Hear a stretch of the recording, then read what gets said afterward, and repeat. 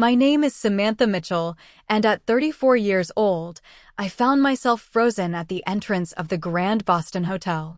Inside, my grandmother Eleanor was celebrating her 80th birthday, surrounded by the family I had cut ties with 5 years ago. My heart pounded as I spotted my sister Megan across the room, her lips curling into a smug smile as our eyes met. Little did I know she had spent weeks planning this moment, hiring private detectives to expose me as the failure they always said I would be. Before I tell you what happened next, let me know where you're watching from and hit subscribe if you've ever had to distance yourself from toxic people for your own sanity. Growing up in Boston's affluent Beacon Hill neighborhood, I was always the black sheep of the Mitchell family. Our 5-bedroom colonial house, with its perfectly manicured lawn, housed 4 people and countless unspoken resentments. My father, Richard, a third-generation investment banker, ruled our home with impossible standards and conditional love. My mother, Victoria, who abandoned her own artistic dreams to become the perfect society wife, channeled her frustrations into criticizing my every move. Then there was my sister Megan, 2 years older and seemingly perfect in every way. She had our father's business acumen and our mother's social grace, combining them into a personality that our parents adored and I could never match. Straight-A student, tennis champion, prom queen, Megan collected accomplishments like trophies, each one a new standard I was expected to reach, but somehow never could. "Why can't you be more like your sister?" became the soundtrack of my childhood, playing on repeat through elementary school, high school, and beyond. If Megan got an A, my A- was a disappointment. If she won first place, my second place was failure. The constant comparisons ate away at my self-worth year after year. Only my grandmother Eleanor saw me for who I was. During summer visits to her cozy Cape Cod cottage, I could breathe freely. She praised my sketches and designs while everyone else called them a waste of time. "You have a gift, Samantha," she would say, while hanging my artwork on her refrigerator. "Don't let anyone dim your light." But those summer weeks ended too quickly, and I would return to the suffocating expectations of my parents' home. Through middle school, I tried desperately to please them, joining the debate team because Megan had excelled there, taking piano lessons because my mother insisted it was what cultured young ladies do, sacrificing my lunchtimes to study for tests that were never good enough. By high school, the weight of never measuring up crushed my spirit a little more each day. I would stay up late redesigning my room, creating logos for imaginary companies, or sketching fashion ideas, only to hide it all away when morning came. My dream was to study design. But when I mentioned it at dinner one night, my father laughed. "Design isn't a real career," he said, cutting his steak with surgical precision. "It's a hobby for bored housewives. Mitchells run businesses, not drawing classes." My mother nodded in agreement. "Samantha, be realistic. Not everyone can be exceptional like Megan. There's no shame in accepting your limitations and finding a sensible path." College brought a small taste of freedom. I enrolled in business administration as my parents demanded, but secretly took every design elective I could fit into my schedule. I stayed up all night completing 2 sets of assignments, the ones for my official major that would please my parents, and the ones that fed my soul. My design professor recognized my talent and encouraged me to switch majors, but the one time I suggested it during a family dinner, my father threatened to cut off my tuition. "I'm not paying for you to doodle," he said. "Either you get a real degree or you're on your own." The threat of being cut off financially terrified me then. I didn't yet know my own strength. After graduation, I accepted a position at my father's investment firm, a job arranged before I even had a chance to interview elsewhere. I was placed in the marketing department, the closest I could get to design while still pleasing my parents. For 3 years, I created presentations and brochures that received praise from clients, but criticism from my family. Basic work, my father would call it during performance reviews that felt more like interrogations. "At least it's something you can handle," my mother would say during Sunday dinners, her words dripping with the implication that this was the peak of my capabilities. Meanwhile, Megan ascended through the company's ranks at record speed, moving from analyst to senior management in 4 years. Each promotion was celebrated with champagne and congratulatory dinners. My small achievements weren't even acknowledged. The breaking point came 5 years ago.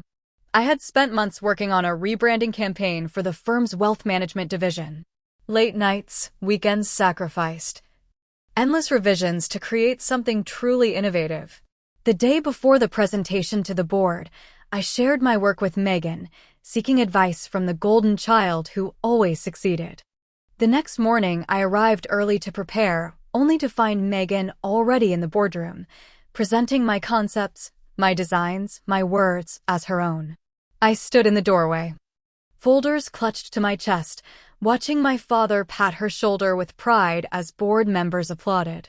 "Remarkable work, Megan," my father announced. "This is why you're on the fast track to partner." When I confronted her afterward, she didn't even deny it. "They would never have appreciated it coming from you," she said with a shrug. "I did you a favor. This way, at least the work gets recognized." That night, I emptied my savings account of the meager $5,000 I had managed to accumulate despite my low position and family-discounted salary. I packed my car with everything I could fit, left my apartment keys on the counter, and drove away from Boston. Away from the family that had spent a lifetime telling me I wasn't enough. I didn't know where I was going, only that I couldn't stay another day pretending to be someone I wasn't. Chicago became my fresh start.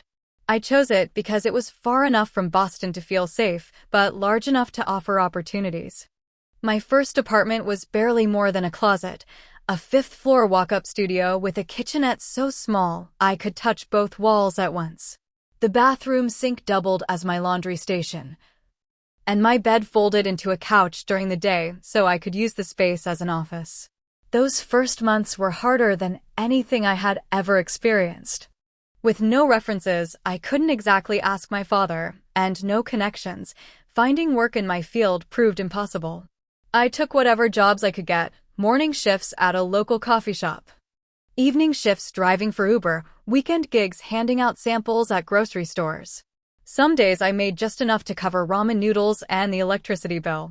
Doubt crept in during those long Chicago winter nights. Maybe my family was right. Maybe I wasn't talented enough, smart enough, or driven enough to succeed. Maybe this cramped apartment and series of minimum wage jobs was all I deserved. I would stare at my phone during weak moments, finger hovering over my parents' contact, pride battling desperation. But I never called. Instead, I would pull out my laptop and work on my portfolio until my eyes burned. Every free minute between shifts went to building my design skills. Taking online courses paid for with tips from the coffee shop, creating speculative projects to showcase my abilities. I slept 4 hours a night and lived on caffeine and determination. 6 months into my Chicago life, I got my first freelance design job, creating a logo for a local bakery. The owner could only pay $200, but seeing my work on their storefront window gave me a sense of legitimacy that no amount of family approval ever had. That small job led to another and another. A website for a dog walker. Business cards for a startup. A brochure for a neighborhood association. The turning point came on a rainy Tuesday 9 months after my arrival in Chicago.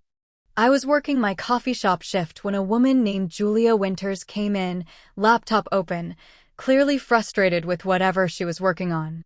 When I delivered her latte, I noticed design software on her screen. "Are you a designer?" I asked, unable to contain my curiosity. She looked up surprised. "Creative director, actually. At Horizon Marketing. And currently about to miss a deadline because my designer just quit mid-project." Something made me bold that day.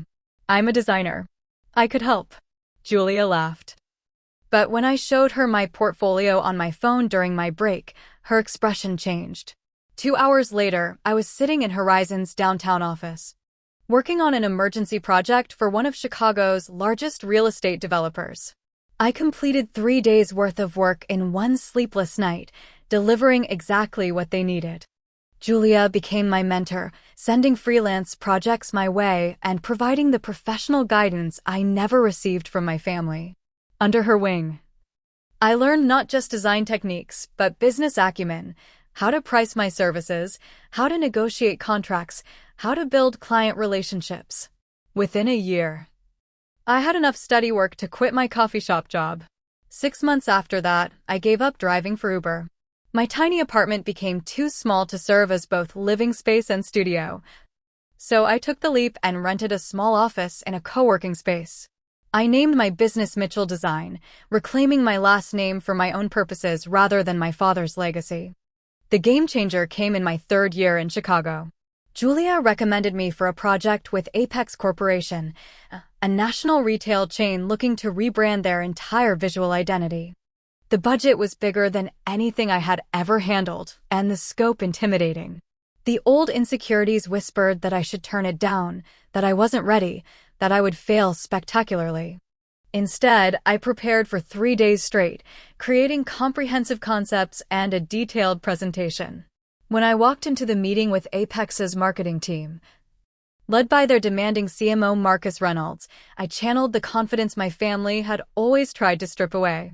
"They're going to eat you alive," Megan would have said. But they didn't. They loved my vision, my thoroughness, my understanding of their brand challenges. Marcus later told me they had interviewed 5 established agencies before me, but my presentation was the only one that truly captured what they were looking for. That contract allowed me to move into a real apartment, hire my first employee, and establish a legitimate studio space. I worked 18-hour days to ensure every deliverable was perfect, knowing this client could make or break my future. The rebranding launched to industry acclaim, with marketing publications featuring my work and praising the bold new direction. From there, Mitchell Design grew exponentially. 1 major client led to 3 more. 3 employees became 7, then 15. I developed a reputation for innovative, thoughtful design that solved real business problems. Awards started coming, local at first, then national recognition. Design magazines requested interviews. Other designers cited my work as inspiration. Through it all, I maintained minimal social media presence. No Facebook announcements about new clients. No Instagram posts of award ceremonies. The thought of my family discovering my success and either trying to take credit or diminish it kept me operating below the radar.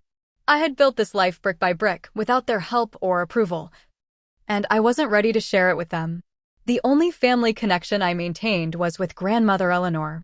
I called her monthly from a private number, sending birthday and Christmas cards to her via my old college roommate's address to avoid detection. I never told her details about my business, just assured her I was happy and healthy. She never pressured me for more information or tried to broker peace with my parents. She simply told me she loved me and was proud of me, words I had rarely heard growing up. "Your grandfather would be so proud of you for standing on your own feet," she told me during our last call. "He always said you had his spirit." By the 5-year mark of my departure from Boston, Mitchell Design had become one of Chicago's most sought-after boutique agencies. We occupied an entire floor in a renovated industrial building with views of Lake Michigan. Our client list included national brands and local institutions alike. My personal income had crossed into 7 figures, and the company's valuation was approaching 8. I had proven my family wrong in every possible way. Yet their voices still haunted quiet moments, questioning whether any achievement would ever be enough. The invitation arrived on heavy cream stationery with gold embossing, addressed to my business rather than my home. How Eleanor had discovered my company address remained a mystery, though I suspected her retirement community's computer class might have equipped her with Google skills I hadn't anticipated. "The honor of your presence is requested at the celebration of Eleanor Mitchell's 80th birthday," it read. The date was 3 weeks away. The location, the Grand Boston Hotel's ballroom, my parents' standard venue for important family occasions. I sat at my desk, turning the invitation over in my hands as Chicago's skyline sparkled through the floor-to-ceiling windows of my corner office. On my credenza sat the National Design Excellence Award I had received just last month at a ceremony in New York, the industry's highest honor. The irony wasn't lost on me. After 5 years of building a life they said I couldn't have, I was being invited back into the lion's den. My assistant Rachel knocked and entered, carrying coffee and the day's schedule. She noticed the invitation immediately. "Is that what I think it is?" she asked. Rachel knew my family history. Having been with me since the early days when I sometimes cried in the supply closet after difficult client calls triggered memories of my father's criticism. Grandmother Eleanor's birthday. I confirmed. Big celebration in Boston. Rachel set down the coffee. "Are you going?" It was the question I'd been asking myself since opening the envelope.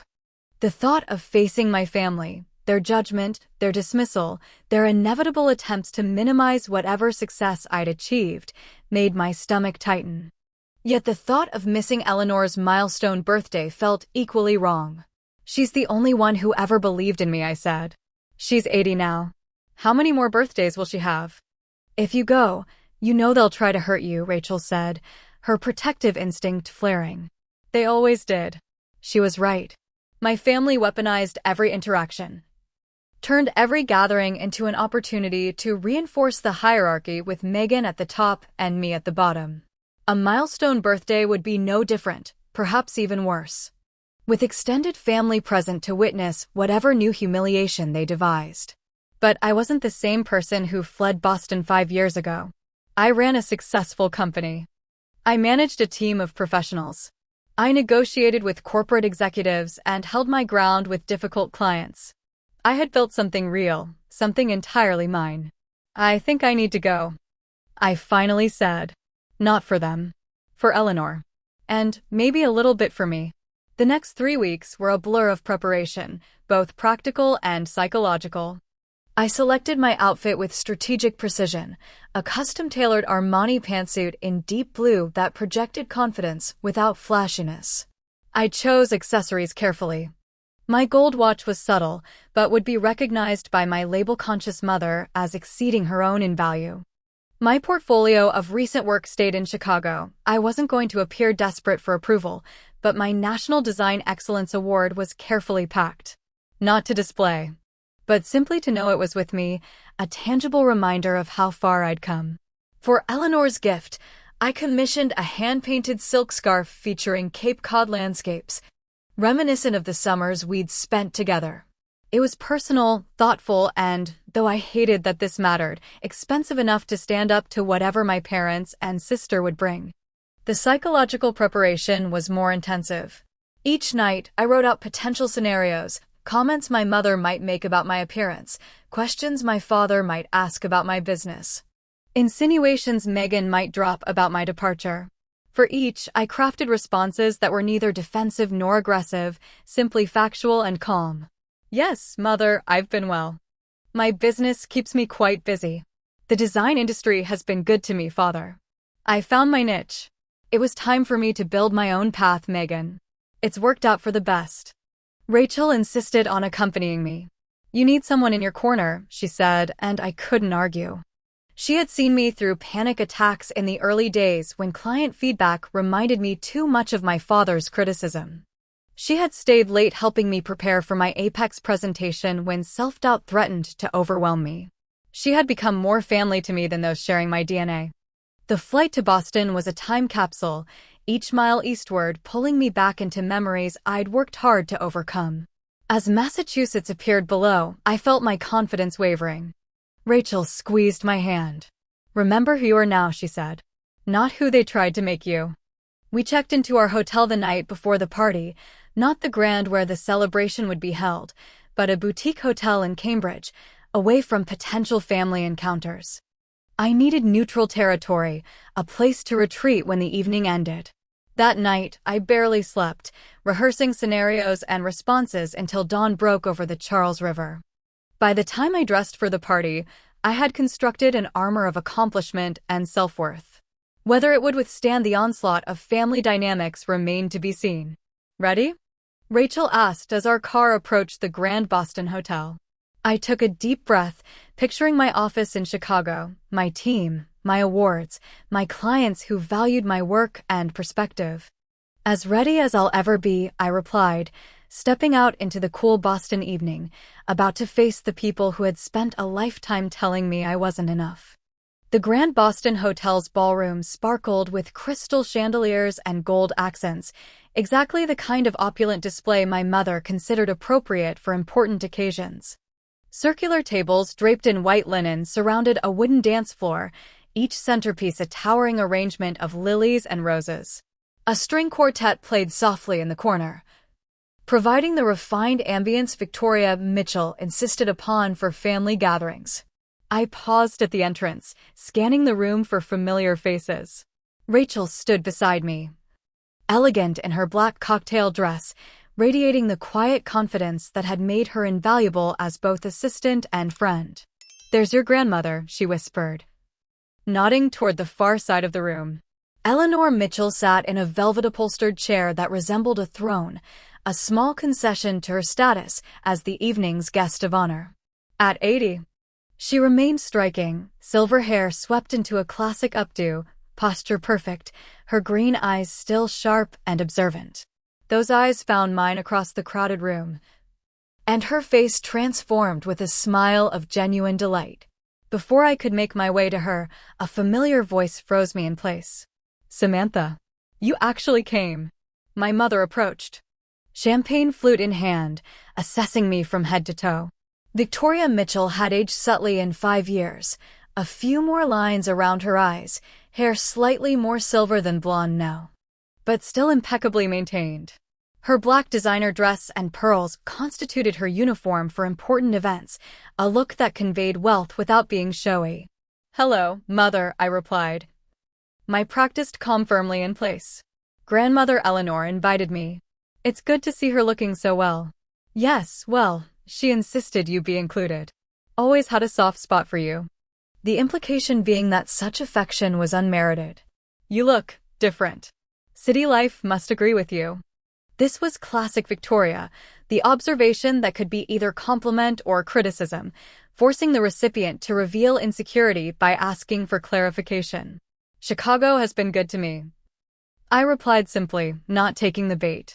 My mother's eyes narrowed slightly at my non-reaction. "Your father will want to know you're here. He's by the bar with the Prescotts. And Megan is circulating somewhere. She planned most of this event, you know. Always so good with details." Of course Megan had planned it.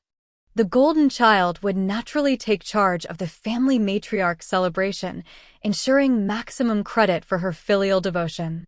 "The event looks lovely," I offered, a neutral compliment that revealed nothing. My mother took another sip of champagne, her eyes never leaving my face. "We should catch up properly, Samantha. It's been too long. 5 years without a word. It caused your father considerable embarrassment at the firm, explaining your departure." "I'm sure he managed," I replied. "If you'll excuse me, I'd like to wish grandmother a happy birthday." I moved past her before she could respond, feeling her eyes on my back as I crossed the room. Rachel followed, close enough to provide support, but giving me space to handle these interactions on my own. Eleanor's face brightened as I approached. "Samantha, my darling girl," she said, extending both hands to me. "You came." I leaned down to embrace her, inhaling the familiar scent of Chanel No. 5 that had always clung to her. "Happy birthday, grandmother." I wouldn't have missed it. She held me at arm's length, examining me with eyes far more loving than my mother's had been. "Let me look at you. Oh, there's a confidence about you now. It suits you beautifully." I presented her with the wrapped package containing the silk scarf. As she opened it, her eyes misted over. "The lighthouse at Provincetown," she said, recognizing one of the painted scenes. "And the beach where we used to collect shells. Samantha, it's exquisite." "I'm glad you like it," I said, genuinely touched by her reaction. "Like it? I shall wear it tonight," she declared, arranging it carefully around her shoulders. "Now, tell me about your life. Your calls have been so vague these past years." Before I could begin, a masculine voice interrupted us. "So the prodigal daughter returns." My father, Richard Mitchell, stood before us, tumbler of scotch in hand, his imposing presence exactly as I remembered.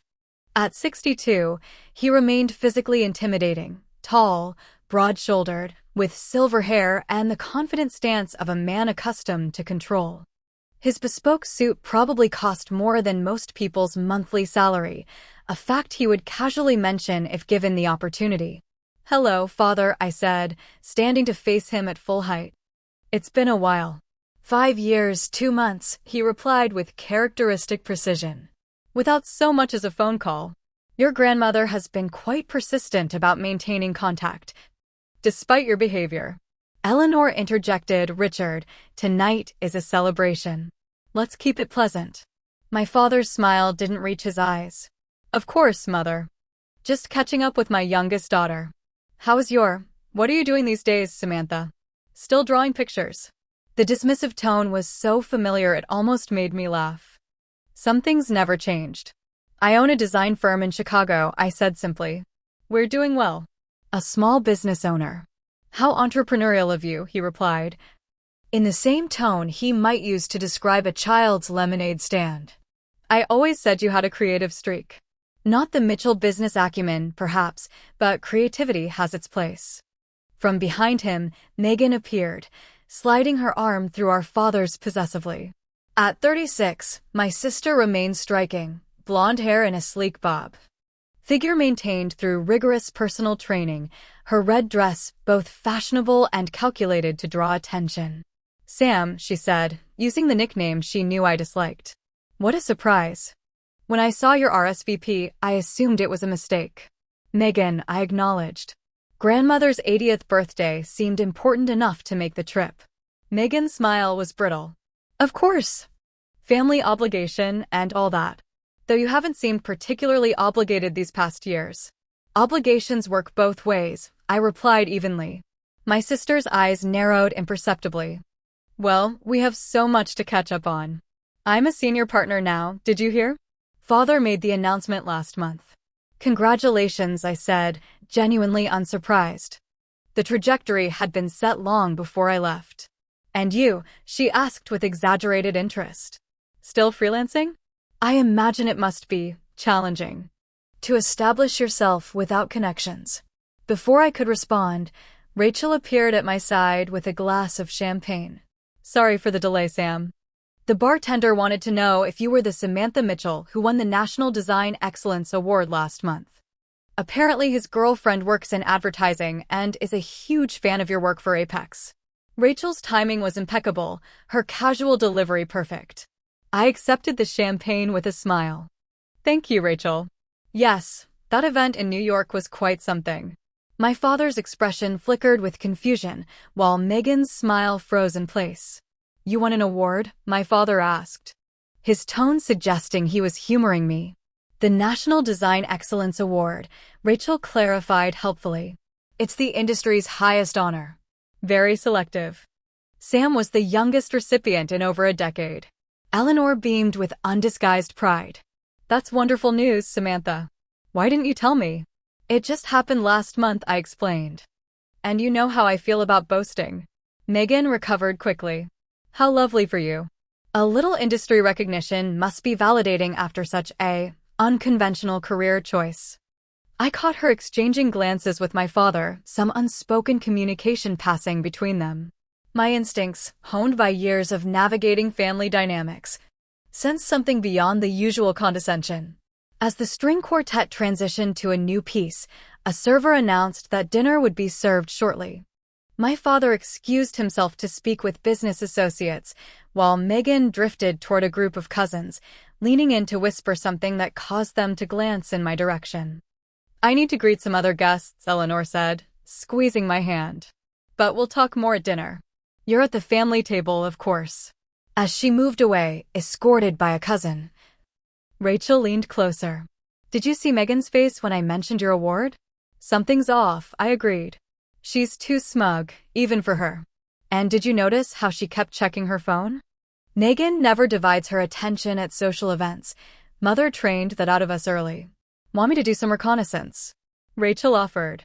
"I'm excellent at blending in and eavesdropping." I shook my head. "Let's just stay alert. Whatever they're planning, we've handled worse." Throughout the cocktail hour, I circulated carefully, greeting distant relatives and family friends with polite small talk.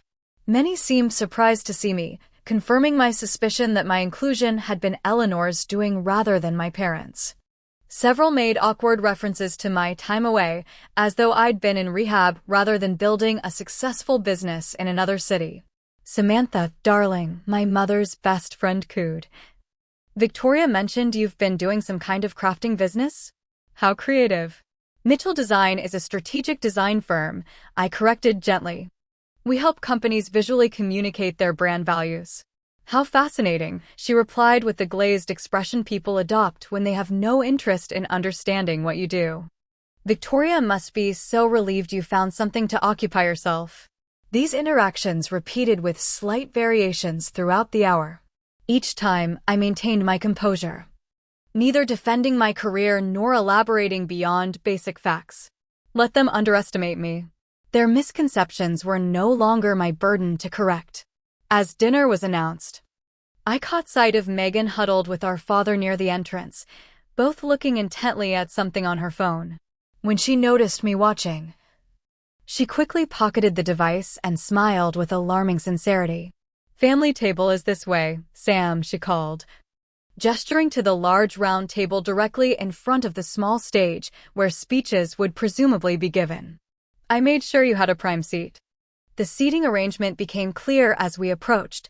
I was positioned directly between my parents, with Megan across from me and Eleanor at the head of the table. Maximum exposure. Minimum escape routes. Rachel squeezed my arm reassuringly before being directed to a nearby table with cousins and their plus ones. As I took my assigned seat, the weight of my family's attention settled around me like a shroud. "Just like old times," my father commented as he sat beside me. "The Mitchell family together again." But it wasn't like old times. Because this time, I knew exactly who I was, with or without their approval.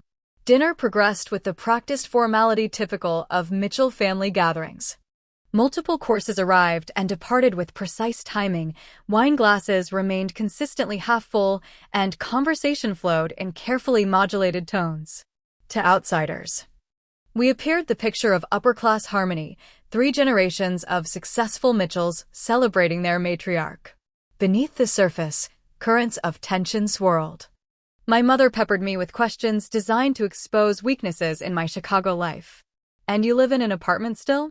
At your age?" she asked between delicate bites of salmon. "My loft in River North suits me perfectly," I replied, not mentioning that I owned the entire floor of the converted warehouse building. Or that Architectural Digest had featured it in their Creative Spaces issue last year. My father focused on undermining my business achievements. "Small design shops are particularly vulnerable during economic downturns," he observed. "No institutional clients to provide stability. Risk management is essential in any business." I agreed, without revealing that Mitchell Design's client list included 3 Fortune 500 companies and 2 major universities with multi-year contracts. Throughout these exchanges, Megan remained uncharacteristically quiet, checking her phone beneath the table with increasing frequency. Her usual pattern was to dominate family conversations, ensuring all attention eventually focused on her accomplishments. This restrained behavior confirmed my suspicion that something was being orchestrated. As the dessert course arrived, individual chocolate soufflés that I knew Eleanor would have specifically requested despite my mother's objections to messy desserts, the string quartet finished their set. The moment the last notes faded, Megan stood, tapping her spoon against her champagne flute. "If I could have everyone's attention, please," she called, her voice carrying across the ballroom with practiced authority. As many of you know, I've had the pleasure of organizing tonight's celebration for our beloved grandmother Eleanor. Appropriate murmurs of appreciation rippled through the gathering. Megan basked in the approval momentarily before continuing. "Family has always been the cornerstone of grandmother's life. The Mitchell family values of integrity, excellence, and loyalty have guided us through generations." Her gaze fixed pointedly on me. Most of us anyway. A subtle shift occurred in the room's atmosphere. Those familiar with family dynamics straightened slightly, sensing the approaching drama. Some of you may remember that my sister Samantha left Boston rather suddenly 5 years ago. No goodbyes, no explanations, just an empty apartment and a resignation letter. Megan's expression conveyed practiced concern. Naturally, as her sister, I was worried. We all were. My mother nodded on cue, the perfect picture of maternal concern. My father maintained his stoic expression, though I noticed his hand tightening around his whiskey glass. Over the years, we would occasionally hear rumors, Megan continued. Samantha living in Chicago, supposedly starting some kind of business. Recently, the stories became more elaborate, awards, successful clients, even an office downtown. She smiled indulgently. You can imagine our confusion, given her, well, limited business experience. I remained perfectly still, my face composed despite the adrenaline now coursing through my system. Rachel, from her nearby table, caught my eye with a questioning look. I gave her the slightest head shake, not yet. As Samantha's big sister, I felt a responsibility to understand what was really happening in her life. Was she truly building something sustainable? Or was she? Megan paused delicately, embellishing her circumstances to save face after her impulsive departure. Eleanor shifted uncomfortably. Megan, dear, is this really the appropriate venue for dash? Please, grandmother. This is important, Megan interrupted with practiced deference. Because family means looking out for each other, even when it's difficult. Even when someone might be misleading themselves and others. She reached beneath the table and produced a thick manila folder, placing it dramatically on the white tablecloth. So I hired Transcendent Investigations, Boston's premier private investigation firm, to verify Samantha's claims about her Chicago success. A collective intake of breath swept the room. Even in the Mitchell family, known for its ruthless business tactics, this crossed a line. Eleanor's face had gone pale, her hands gripping the arms of her chair. Megan, that's enough, she said firmly. But Megan was committed to her performance now, riding the wave of shocked attention. The report arrived just this morning, she announced, opening the folder with theatrical precision. And I believe we all deserve to know the truth about Samantha's situation before she potentially embarrasses herself further with exaggerated claims. She withdrew several pages, scanning them with an expression of rehearsed concern. According to Transcendent's initial findings, Samantha did indeed move to Chicago 5 years ago. She worked as a barista at a coffee shop called Daily Grind and as an Uber driver for nearly 2 years. Murmurs rippled through the extended family. My cousin Heather covered her mouth in apparent shock. Uncle Gerald shook his head sympathetically. Her first apartment was a studio in a building with multiple code violations, Megan continued, her voice dripping with pity. Approximately 400 square feet, in a neighborhood known for its high crime rate. My mother pressed her hand to her heart. Oh, Samantha. She whispered loudly enough for nearby tables to hear. Why didn't you just come home when things got difficult? I remained silent, watching Megan flip through the report with growing confusion. Her confident expression faltered slightly as she turned another page. Samantha did eventually start a small design business, she continued, her rhythm slightly disrupted. Initially operating from a shared workspace called Chicago Creative Commons. She turned another page, her brow furrowing. The investigators found that in her 3rd year, she secured a contract with Apex Corporation. Megan stumbled over the name, clearly not having reviewed this part of the report beforehand. A national retail chain with over 500 locations. My father's head turned toward me, his expression shifting from dismissive to confused. Megan pressed on, though her voice had lost some of its rehearsed quality. Mitchell Design subsequently expanded, hiring several employees and moving to a dedicated office space. She flipped more rapidly through the pages now, her triumphant narrative unraveling. Current location appears to be an entire floor of the Riverside Tower in downtown Chicago, a Class A office building. The room had grown uncomfortably quiet. Eleanor's expression was transitioning from distress to something resembling satisfaction. Annual company revenue estimated at. Megan's voice faltered noticeably, $7 million, with projections of $12 million for the coming fiscal year. She shuffled through more pages with increasing desperation. her planned moment of triumph transforming into something entirely different. Client list includes Northwestern University, Chicago Art Institute, Apex Corporation, Meridian Healthcare, and she swallowed visibly, Mitchell Financial Services' largest competitor, Wainwright Investments. My father's head snapped up at this last revelation, his eyes locking on mine with new calculation. Personal assets include ownership of a 3,000-square-foot loft in River North valued at $2.4 million, a vacation property in Michigan, and a Megan's voice had grown small, a philanthropic foundation supporting arts education for underprivileged youth. She reached the final pages, where several photographs were attached. Without speaking, she turned the folder so others at the table could see. There was my office with its floor-to-ceiling windows and Lake Michigan view. My team gathered around the conference table during our Monday meeting. And most damning to Megan's narrative, me accepting the National Design Excellence Award on stage in New York last month. The industry's most prestigious recognition. Silence enveloped the table, spreading outward to nearby guests who had been eagerly absorbing the unfolding drama. Megan stood frozen, the devastating report in her hands having achieved the opposite of her intention. Eleanor was the first to speak, her voice carrying clearly in the quiet room. Well, Megan, it seems your investigation has confirmed what I already knew. My granddaughter is quite extraordinary. She turned to me, eyes bright with pride and perhaps a touch of mischief. Though I would have been happy to tell you all this without the expense of private detectives. My father cleared his throat, business instincts overriding his surprise. Wainwright Investments. You say? Interesting choice of client. They appreciated my perspective, I replied simply. My mother, ever conscious of social appearances, forced a bright smile. Well, what wonderful news. Samantha, you've been so modest about your accomplishments. Megan remained standing, the folder now clutched against her chest like a shield.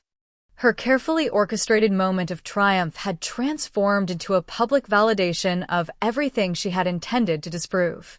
The color had drained from her face, leaving her complexion nearly matching the white tablecloth. From the periphery, Rachel caught my eye, her expression asking if I needed support. I gave her the smallest shake of my head. This moment, years in the making, was mine to navigate alone. Megan, I said quietly, breaking my silence at last, thank you for the thorough background check. It saves me the trouble of updating the family on my past 5 years. A few nervous laughs broke the tension. Megan sank back into her chair, the folder now lying open on the table between us like a battleground where her weapons had been turned against her.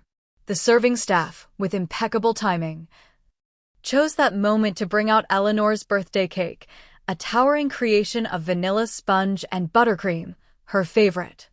As attention shifted to the cake and the obligatory singing of Happy Birthday, I felt a lifetime of validation wash over me. They had tried to humiliate me with the truth, only to discover that the truth was far more powerful than they had imagined. As waiters sliced and distributed Eleanor's birthday cake, the atmosphere around our table remained charged. Nearby guests pretended not to stare while whispering behind napkins. My father had recovered his composure fastest, his businessman's mind already recalculating my value now that I represented potential connections rather than embarrassment. My mother oscillated between forced smiles for onlookers and darting glances at the investigation folder still lying open on the table. Megan sat rigid in her chair, face fixed in a brittle smile that fooled no one.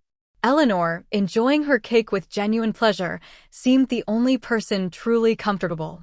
She caught my eye and winked, a small gesture of solidarity that transported me back to childhood summers when she would secretly allow me extra dessert after my mother had limited me to just a few bites. When the cake plates were cleared, a natural lull fell over the gathering.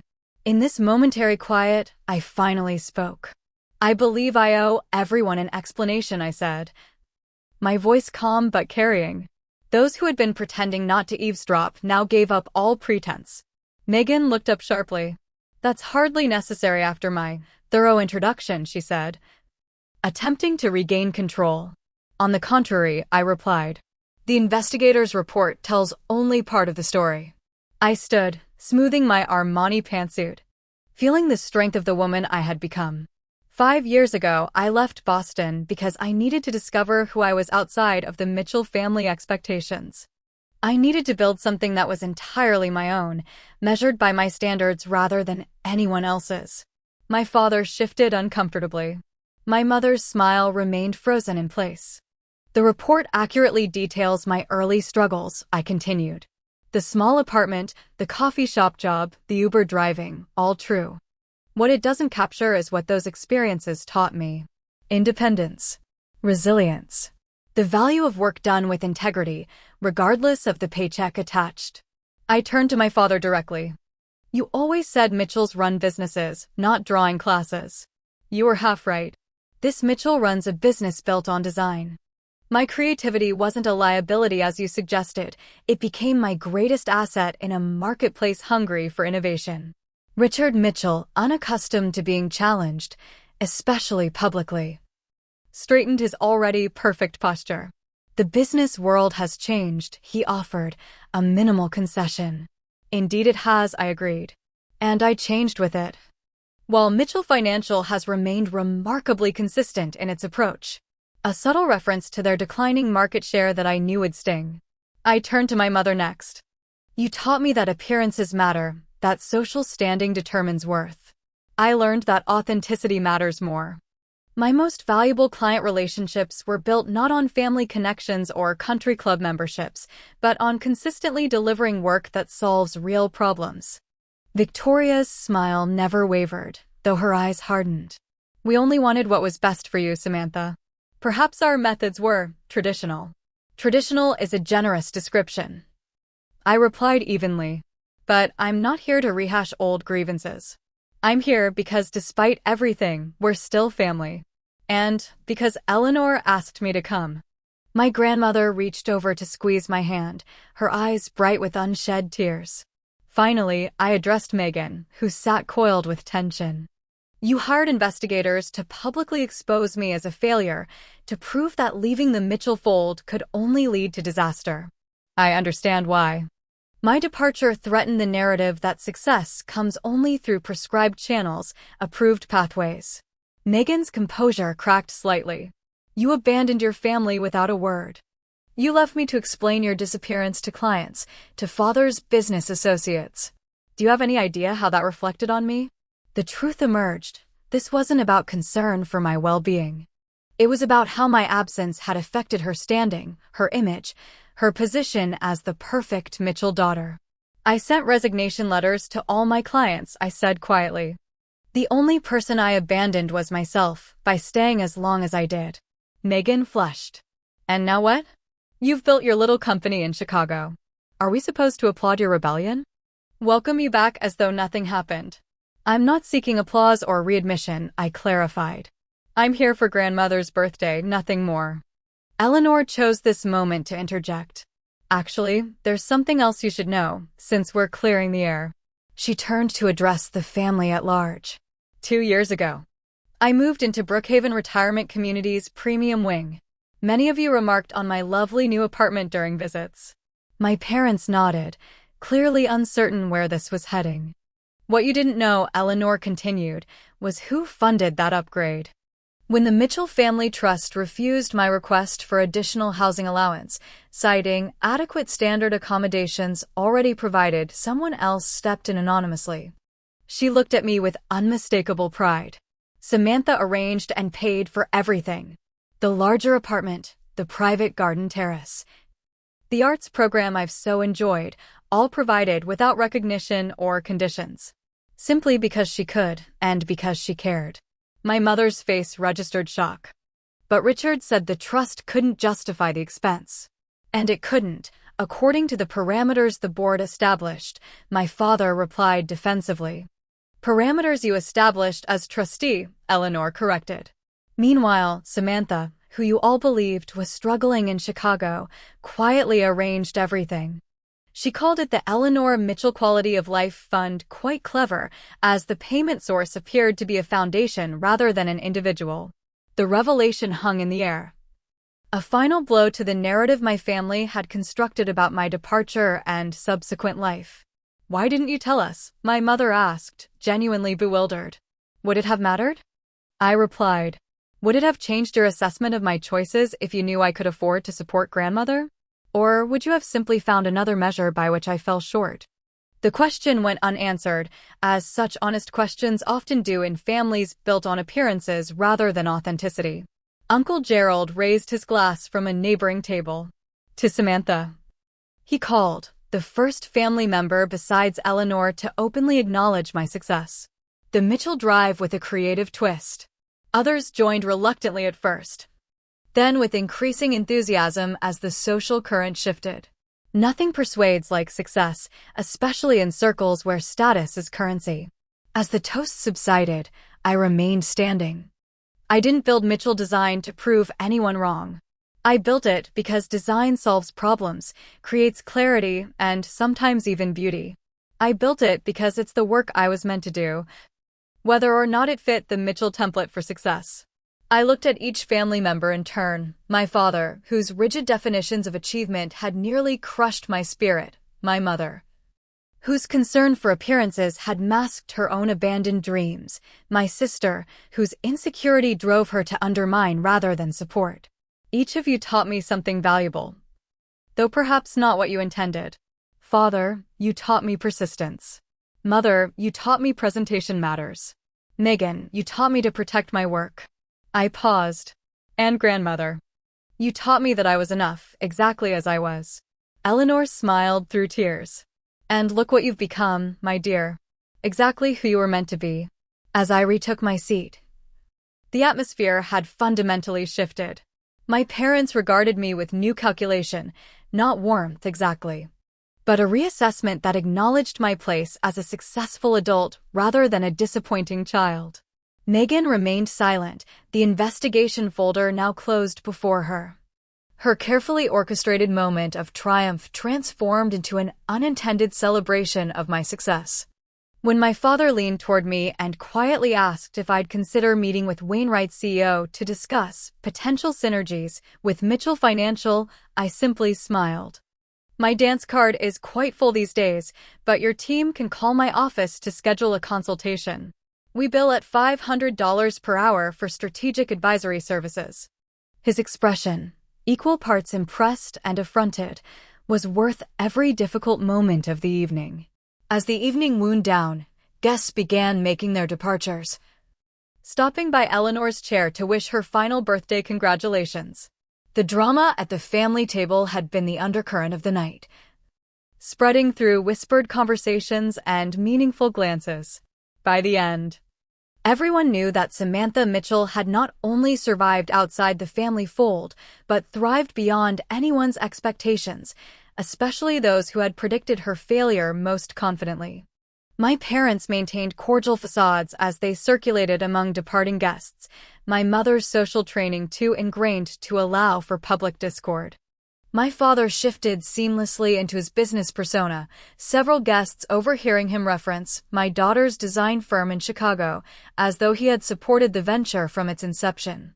Megan disappeared shortly after our confrontation, claiming a migraine, a convenient Mitchell family excuse for strategic retreats. When the crowd had thinned considerably, I found a quiet moment with Eleanor. The grand ballroom now contained only a handful of lingering relatives and the staff beginning discreet cleanup operations. I sat beside her in the chair my mother had vacated, taking her hand in mine. "I'm sorry about the drama," I said softly. "Your birthday celebration should have been about you, not family politics." Eleanor laughed, the sound surprisingly youthful from her 80-year-old frame.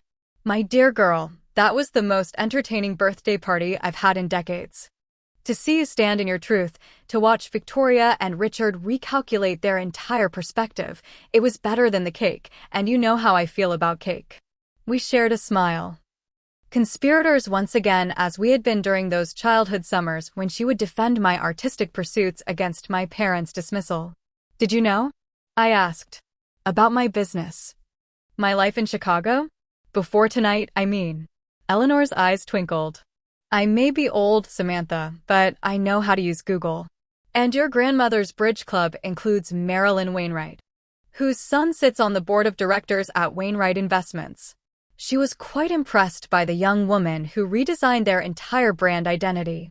Showed me the annual report with your name prominently displayed. I laughed, imagining my grandmother casually gathering intelligence while playing bridge. So you invited me knowing what would happen. I suspected Megan might try something dramatic, Eleanor admitted. She's been increasingly fixated on your absence, especially as rumors of your success began circulating in Boston business circles. Richard dismissed them, of course. He couldn't conceive of you succeeding without his guidance. But Megan, she needed to prove you had failed, to justify her own choices. Eleanor squeezed my hand.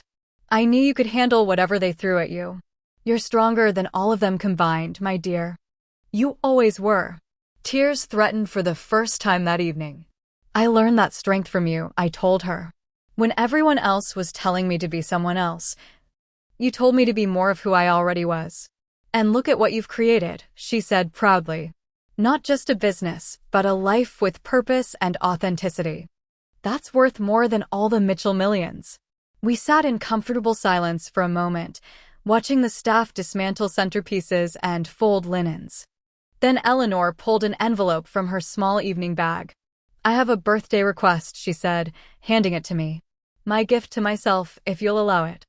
Inside was a first-class plane ticket from Boston to Chicago, dated 3 weeks from now. I'd like to see this empire you've built, she explained. Tour your office, meet your team. Maybe see that expensive apartment the investigators were so impressed by.